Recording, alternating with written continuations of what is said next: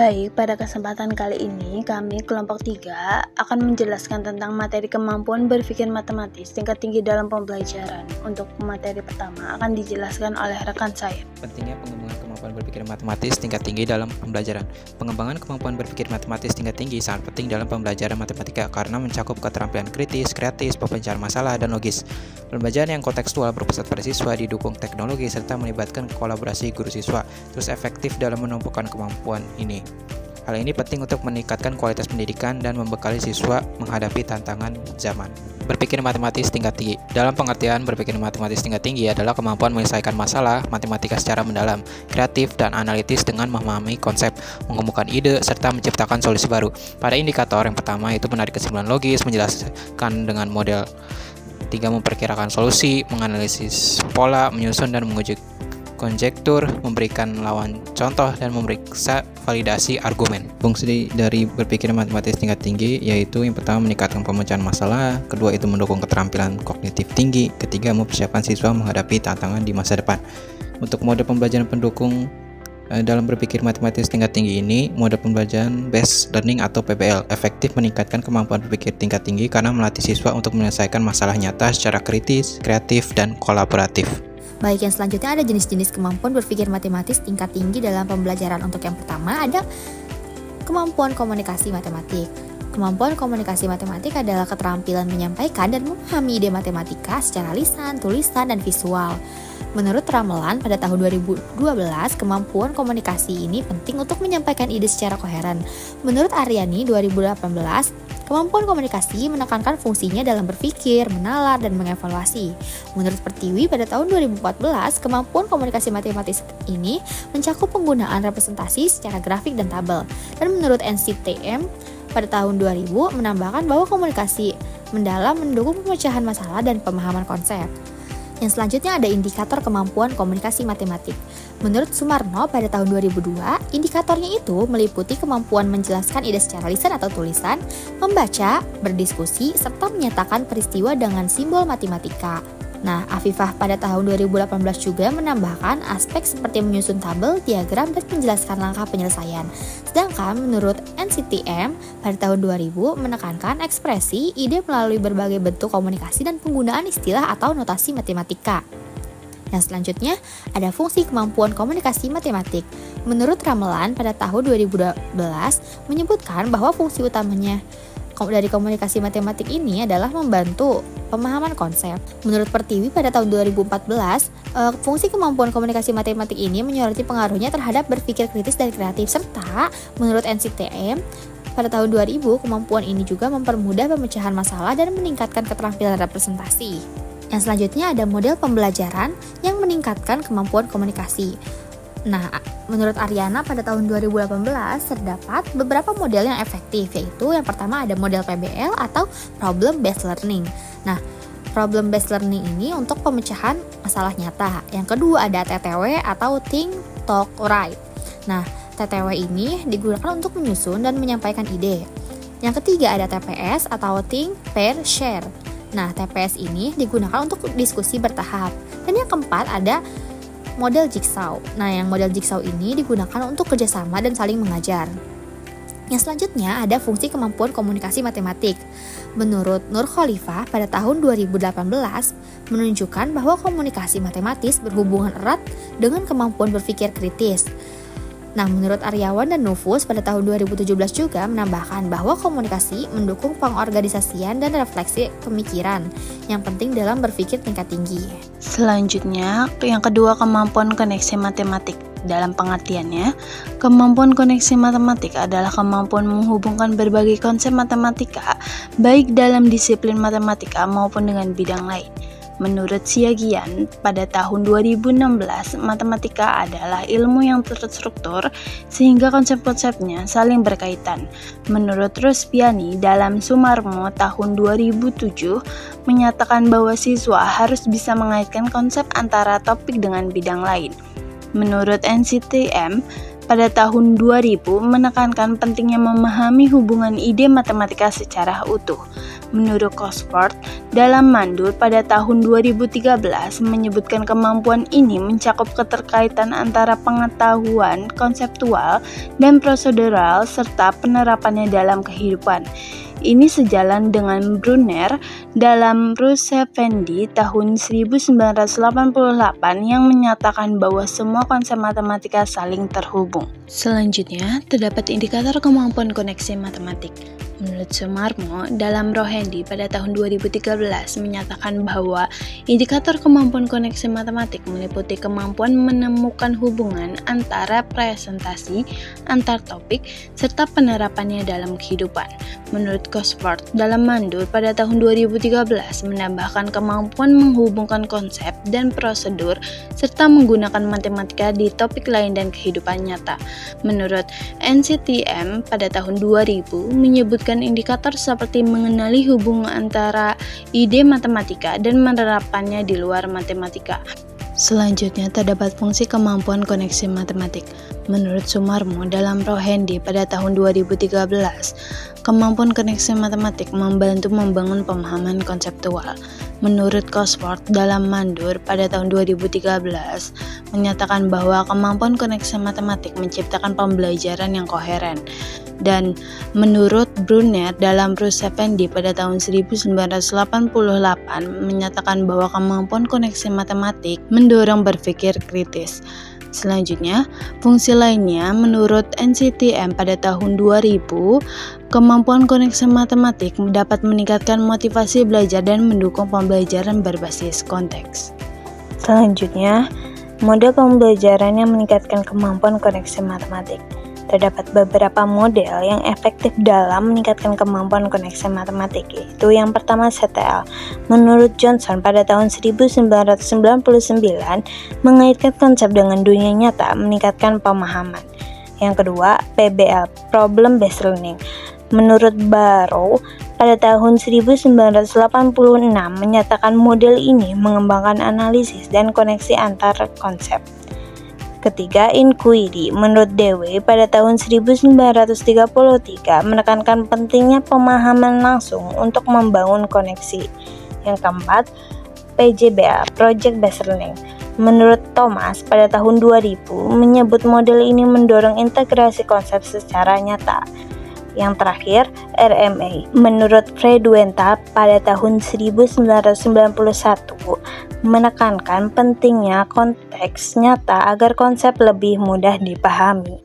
Selanjutnya, hubungan kemampuan koneksi matematik dengan berpikir matematis tingkat tinggi. Menurut Polya pada tahun 1957, koneksi matematis memungkinkan siswa menyelesaikan masalah dari berbagai pendekatan, inti dari berpikir tingkat tinggi.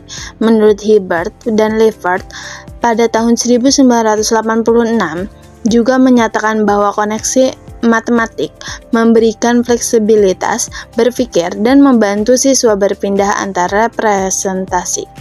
Maka, koneksi dan berpikir matematis tingkat tinggi saling mendukung dan harus dikembangkan bersama.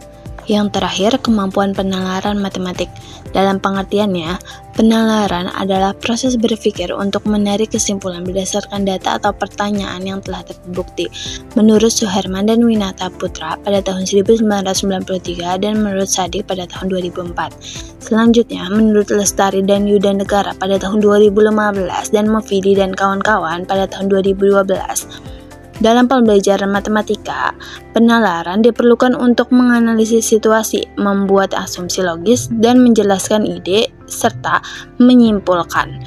Selanjutnya, menurut Wardani pada tahun 2008, menyatakan bahwa penalaran dibagi menjadi dua, yaitu penalaran induktif berdasarkan contoh dan penalaran deduktif berdasarkan aturan yang telah disepakati. Selanjutnya terdapat indikator dalam kemampuan penalaran matematik. Indikator menurut Rukmana dalam Hendriana pada tahun 2017 terdapat 5 indikator. Yang pertama, menyajikan pertanyaan matematika. Yang kedua, mengajukan dugaan. Yang ketiga, memberikan alasan terhadap solusi. Yang keempat, memeriksa kesahihan argumen. Dan yang kelima, menarik kesimpulan. Dan terdapat menurut Depdiknas dalam Wardani pada tahun 2008, yang pertama, indikator pertama itu manipulasi matematika, yang kedua menyusun bukti, dan yang terakhir menemukan pola untuk generalisasi. Selanjutnya terdapat fungsi kemampuan penalaran matematik. Yang pertama, meningkatkan keterampilan bernalar menurut Barodi dan Nasution dalam Hendriana pada tahun 2017. Yang kedua, menarik kesimpulan yang valid menurut Sahadik pada tahun 2014. Yang ketiga, mendukung literasi matematika. Yang keempat, alat memahami matematika menurut Minarni pada tahun 2010. Yang terakhir, mendorong kemandirian belajar menurut Roshada pada tahun 2024. Selanjutnya, model pembelajaran yang meningkatkan penalaran. Terdapat model yang efektif dalam meningkatkan penalaran matematis, antara lain yang pertama, problem based learning atau PBL. Yang kedua, konstruktivisme. Yang ketiga, kooperatif. Terdapat STAD, Jigsaw, TPS, dan TGT. Yang terakhir, Contextual Teaching and Learning atau CTL. Yang terakhir, hubungan kemampuan penalaran matematik dengan berpikir matematis tingkat tinggi. Kemampuan penalaran merupakan inti dari berpikir matematis tingkat tinggi yang mencakup kemampuan logis, penyusunan konjektur, dan generalisasi. Penalaran mendukung siswa dalam berpikir sistematis, kreatif, dan kritis dalam pemecahan masalah, menurut Hendriana pada tahun 2017. Jadi kesimpulannya adalah, untuk benar-benar menguasai matematika dan memiliki kemampuan yang relevan untuk masa depan, kita perlu mengembangkan keempat kemampuan ini secara bersamaan. Berpikir tingkat tinggi memberikan kita alat untuk menganalisis dan memecahkan masalah yang kompleks. Komunikasi memungkinkan kita untuk berbagi pemahaman dan berkolaborasi. Koneksi memperluas wawasan kita tentang bagaimana matematika bekerja dalam berbagai konteks, dan penalaran membekali kita dengan logika untuk menarik kesimpulan yang valid dan membangun argumen yang kuat. Studi kasus. Dalam sebuah laboratorium biologi, para peneliti sedang mengamati pertumbuhan bakteri dalam sebuah kultur. Mereka menemukan bahwa jumlah bakteri bertambah secara eksponensial, artinya jumlahnya terus berlipat ganda seiringnya waktu. Nah, diketahui bahwa jumlah awal bakteri itu 500 dan pola pertumbuhan mengikuti fungsi eksponensial, yaitu NT sama dengan 500 kali T per 23. Dengan NT ini adalah jumlah bakteri setelah T jam. Untuk pertanyaannya, pada A, tentukan jumlah bakteri setelah 6 jam, B, setelah berapa jam jumlah bakteri mencapai 400. Mengidentifikasi kemampuan berpikir yang muncul dalam contoh soal studi kasus. Yang pertama itu koneksi matematika. Jadi siswa itu menghubungkan konsep eksponen dan logaritma untuk menyelesaikan soal, misalnya saat menentukan waktu dari jumlah bakteri. Dan juga mereka juga mengaitkan model matematika dengan situasi nyata, yakni pertumbuhan bakteri. Yang kedua itu komunikasi matematika. Dalam komunikasi matematika ini menuliskan solusi menggunakan representasi matematika seperti rumus, perhitungan, dan grafik. Terus menjelaskan langkah-langkah penyelesaian secara tertulis atau tulisan. Yang ketiga itu kemampuan penalaran matematik. Menarik kesimpulan berdasarkan model, misalnya jumlah bakteri setelah waktu tertentu, dan menggunakan prosedur matematika seperti substitusi, operasi eksponen, dan logaritma untuk memecahkan masalah dan mengecek kebenaran solusi. Itu menganalisis dan argumen pada kemampuan koneksi matematika. Nah, pada aktivitas siswa untuk soal bagian B, siswa itu perlu menggunakan logaritma untuk memecahkan persamaan eksponen. Nah, di sini kita ketahui bahwa 400 sama dengan 500 kali T per 23. Nah, kita bagi kedua ruas menjadi dengan 500, maka ruas kiri itu 8 sama dengan 2 T per 23. Lalu logaritma kedua sisi. Log 8 sama dengan T per 3 log 2, sehingga T sama dengan 3 kali log 8 per log 2 sama dengan 3 kali 3 sama dengan 9. Jadi bakteri mencapai 4000 setelah 9 jam. Nah, argumen bahwa ini adalah kemampuan koneksi matematik. Di sini siswa itu menghubungkan fungsi eksponen dan fungsi logaritma, satu konsep digunakan untuk membalik operasi konsep lainnya. Kemampuan kedua itu kemampuan komunikasi matematik. Pada aktivitas siswa menuliskan akademi langkah secara rinci, yaitu pertama transformasi persamaan, kedua penggunaan logaritma, ketiga interpretasi hasil akhir. Argumen bahwa ini adalah kemampuan komunikasi matematik adalah penjelasan yang runtun menunjukkan komunikasi matematik yang efektif. Ini penting agar solusi dapat dipahami orang lain dan memperkuat pemahaman siswa itu sendiri. Yang ketiga itu penalaran matematik. Pada aktivitas siswa itu menyimpulkan bahwa T sama dengan 9 jam, lalu verifikasi dengan cara substitusi ke fungsi awal untuk melihat apakah hasil mendekati 4000. Argumennya bahwa ini menunjukkan siswa tidak hanya menghitung secara mekanis, tapi juga melakukan pengecekan konteks dan penilaian kebenaran solusi. Ini adalah bentuk penalaran matematik tingkat lanjut. Dari seluruh proses ini, kita bisa menyimpulkan bahwa pertama, koneksi matematika tampak saat siswa mengaitkan eksponen logaritma dan konteks biologi. Kedua, komunikasi matematik terlihat dari cara siswa menyampaikan prosedur dan interpretasi hasil. Ketiga, itu penalaran matematik muncul saat siswa menyusun argumen logis dan memverifikasi hasilnya. Yang selanjutnya kita akan membahas rancangan soal HOTS. Yang pertama ada rancangan soal HOTS yang membahas kemampuan komunikasi matematik. Untuk topiknya yaitu program linear. Untuk level kognitifnya yaitu analisis C4, evaluasi C5, dan kreativitas C6. Nah, untuk kemampuan yang dikembangkannya itu kemampuan komunikasi matematik. Dan untuk soalnya yaitu, seorang pengusaha catering ingin membuat 100 kotak nasi dengan biaya seminimal mungkin. Ia memiliki 2 jenis paket makanan. Yang pertama ada paket A yaitu biaya Rp18.000 per kotak. Dan untuk paket B yaitu biayanya Rp22.000 per kotak. Namun, untuk menjaga variasi menu, dia ingin minimal 40 kotak adalah paket B. Tentukan kombinasi jumlah masing-masing paket agar biaya total sekecil mungkin. Jelaskan langkah-langkah penyelesaianmu dan kemukakan alasan mengapa kombinasi itu adalah yang terbaik. Untuk deskripsi soalnya, soal ini menguji kemampuan siswa untuk melakukan analisis terhadap situasi optimasi biaya dalam kehidupan nyata, menerapkan konsep matematika dalam bentuk sistem pertidaksamaan dan fungsi objektif. Nah, untuk indikator kemampuan yang diukurnya yaitu komunikasi matematis tertulis, meliputi yang pertama ada menjelaskan prosedur dan ide matematis, yang kedua ada menyusun argumen dengan bahasa sendiri, yang ketiga ada menggunakan model matematika atau persamaan dan substitusi, yang keempat ada menyajikan solusi secara logis dan berurutan. Untuk solusinya yang pertama kita buat permisalan. Yang pertama paket A sama dengan X kotak dan paket B sama dengan Y kotak. Selanjutnya kita tulis yang diketahuinya. Yang pertama ada X tambah Y sama dengan 100, Y lebih dari 40 dan biaya minimum. Selanjutnya ke langkah-langkahnya. Yang pertama, karena total 100 kotak dan Y lebih dari 40, maka nilai Y yang paling kecil sama dengan 40, X sama dengan 60. Selanjutnya kita hitung total biayanya. Untuk total biaya sama dengan 18.000 X ditambah 22.000 Y. Selanjutnya kita substitusikan X-nya 60 dan Y-nya 40. Jadi total biayanya 18.000 dikali 60 ditambah 22.000 dikali 40. Sehingga didapatkan hasil 1.080.000 ditambah 880.000 sama dengan 1.960.000. Nah, selanjutnya kita coba nilai lain. Jika Y-nya sama dengan 41, maka X-nya sama dengan 59. Nah, untuk biayanya jadinya 18.000 ditambah 18.000 dikali 59 ditambah 22.000 dikali 41.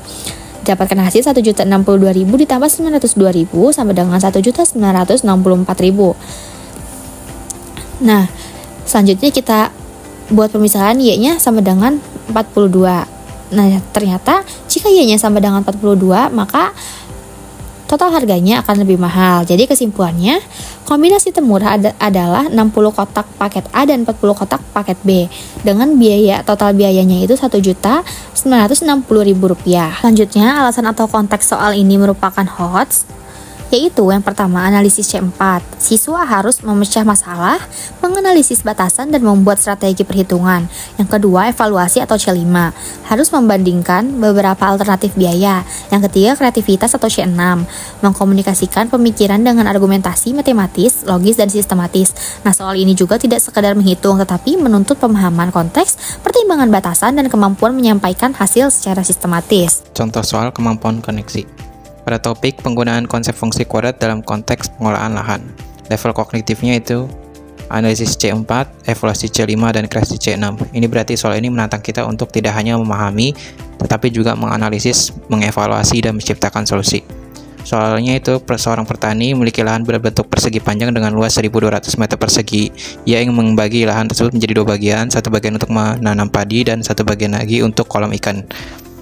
lahan untuk kolam ikan berbentuk persegi dan ditempatkan di salah satu sudut lahan. Jika panjang sisi kolam ikan adalah X meter, tentukan model matematika luas lahan untuk menanam padi dan hubungkan dengan konsep fungsi kuadrat. Selanjutnya, tentukan nilai X yang memaksimalkan luas lahan padi jika sisi kolam tidak boleh lebih dari 20 meter. Pada deskripsi soal ini mengukur kemampuan siswa dalam menghubungkan konsep geometri, yaitu luas bangun datar, dengan konsep aljabar, yaitu fungsi kuadrat.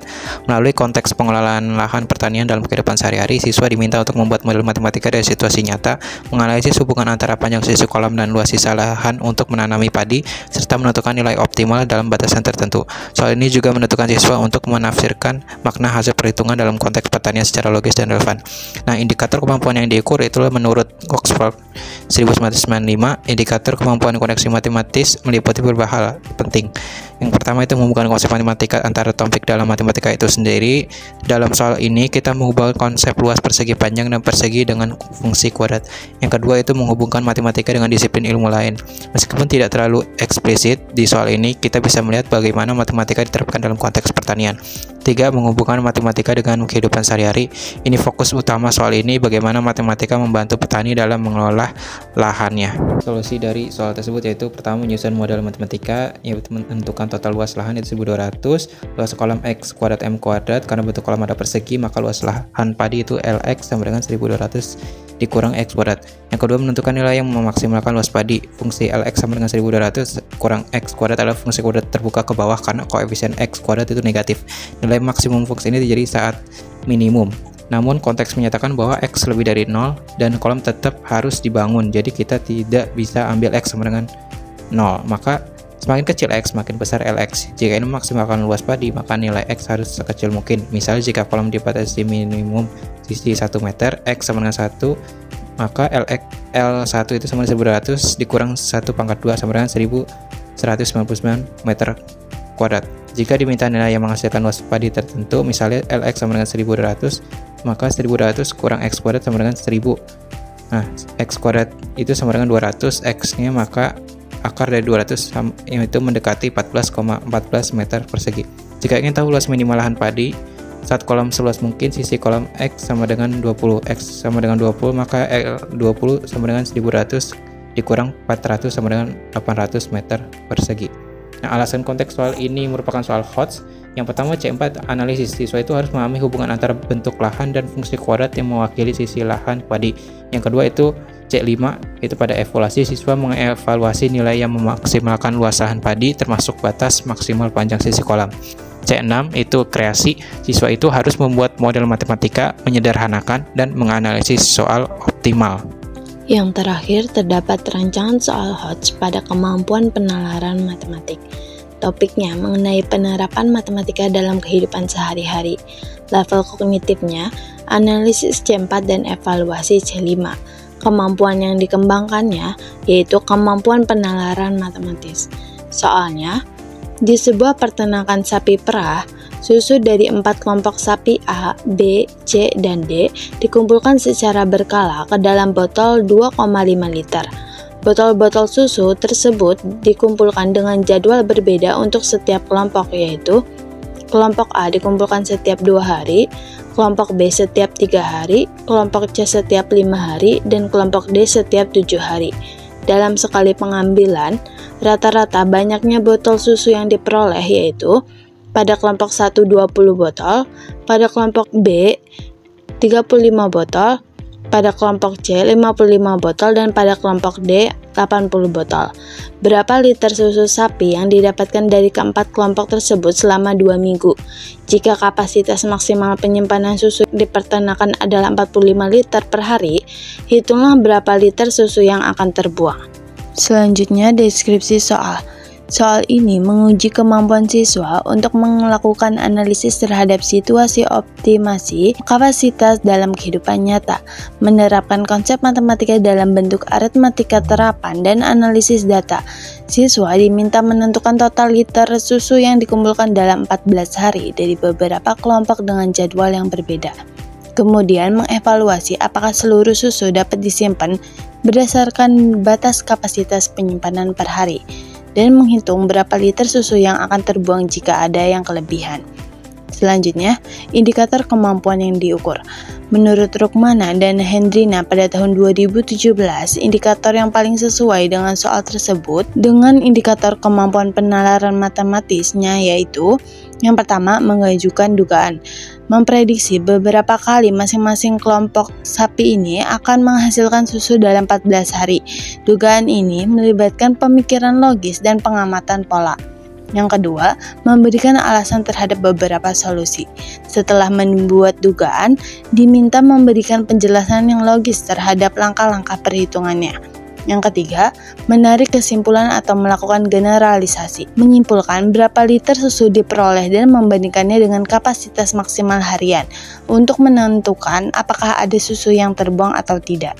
Selanjutnya, solusi dari rancangan soal OHOTS pada kemampuan penalaran matematik. Terdapat beberapa langkah, yaitu langkah pertama, menentukan beberapa kali setiap kelompok melakukan pengumpulan selama 14 hari.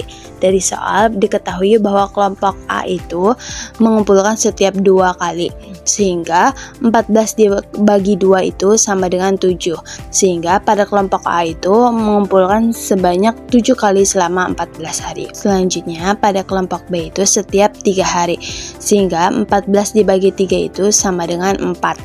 Karena 3 kali 4 sama dengan 12, sisa 2 hari tidak cukup untuk melakukan satu pengambilan lagi, sehingga pada kelompok B terdapat 4 kali pengumpulan selama 14 hari. Selanjutnya kelompok C, dari soal diketahui bahwa kelompok C mengumpulkan setiap 5 hari sekali, sehingga 14 dibagi 5 itu sama dengan 2. Karena 5 kali 2 sama dengan 10, sisa 4 hari tidak cukup untuk melakukan satu pengambilan lagi, sehingga kelompok C melakukan pengambilan 2 kali selama 14 hari. Selanjutnya kelompok D diketahui di soal melakukan pengambilan selama 7 hari. Nah, sehingga 14 dibagi 7 sama dengan 2, sehingga kelompok D mengumpulkan 2 kali selama 14 hari. Langkah kedua, menghitung jumlah botol dari setiap kelompok. Pada langkah pertama sudah diketahui bahwa kelompok A melakukan pengambilan selama 7 kali, kelompok B 4 kali, kelompok C 2 kali, dan kelompok D 2 kali. Nah, dari soal diketahui bahwa rata-rata pengambilan pada kelompok A terdapat 20 botol, sehingga 7 kali 20 sama dengan 140 botol. Kelompok B dalam satu pengambilan itu terdapat 35 botol, sehingga 4 kali 35 sama dengan 140 botol. Kelompok C terdapat 55 botol dalam sekali pengambilan, sehingga 2 kali 55 itu sama dengan 110 botol. Kelompok D terdapat 80 botol dalam sekali pengambilan, sehingga 2 kali 80 sama dengan 160 botol. Selanjutnya langkah ketiga, menghitung total volume susu dalam liter. Diketahui dari soal 1 botol susu sama dengan 2,5 liter. Total botol seluruh kelompok A 140, B 140, C 110, dan D 160. Kita jumlahkan keempatnya sehingga menghasilkan 550 botol. Dari 550 botol ini kita kalikan dengan 2,5 liter untuk mengetahui total susunya, sehingga 550 kali 2,5 liter ada 1375 liter. Jadi terdapat 1375 liter susu sapi yang didapatkan dari keempat kelompok tersebut selama 2 minggu. Langkah keempat, menghitung total kapasitas penyimpanan dalam 2 minggu. 2 minggu itu sama dengan 14 hari. Dari soal terdapat kapasitas penyimpanan per harinya 95 liter, sehingga kapasitas penyimpanan selama 14 hari yaitu 14 hari dikali 95 sama dengan 1330 liter. Langkah kelima, atau langkah terakhir, yaitu membandingkan total susu dengan kapasitas penyimpanan. Sudah diketahui dari langkah ketiga bahwa total susu yang diperoleh selama 14 hari itu 1375, dan kapasitas penyimpanan selama 14 harinya sudah diketahui pada langkah keempat, yaitu 1330 liter. Sehingga kita kurangkan total susu dengan kapasitas penyimpanan selama 14 hari. Total susunya 1375 dikurangkan dengan kapasitas penyimpanan selama 14 hari yaitu 1330 sama dengan 45 liter. Karena total susu 1375 liter kurang dari kapasitas penyimpanan selama 14 hari yaitu 1.330 liter, maka terdapat 45 liter susu sapi yang terbuang. Alasan soal ini merupakan soal HOTS. Yang pertama, analisis atau C4. Siswa menganalisis pola waktu dan volume susu berdasarkan frekuensi pengambilan tiap kelompok sapi. Yang kedua, evaluasi C5. Siswa mengevaluasi keterbatasan kapasitas penyimpanan terhadap total susu yang diproduksi.